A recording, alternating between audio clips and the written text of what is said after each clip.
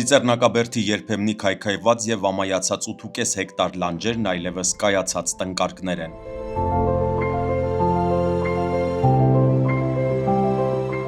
«2022 թվականին Երևանի նորագույն պատմության մեջ աննախադեպ մարտահրավեր հաղթահարվեց։ Կանաչապատում և շրջակա միջավայրի պահպանություն ՀՈԱԿ-ի կողմից մարզահամերգային համալիրի լանջերին բարդ տեղանքում տնկվեց 6000 ծառ ու թուփ, որոնք արդեն տարածքի լիիրավ տերերն են։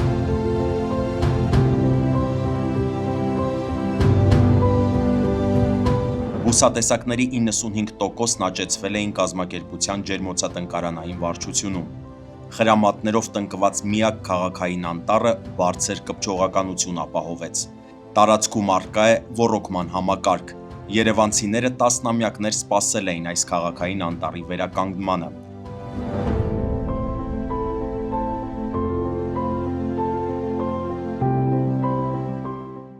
Մերկ քարքարոտ լանջերն այլևս կանաչ են հագել։ Այսպիսով, մայրաքաղաքի երբեմնի թոքերը քայլ առ քայլ վերականգնվում են։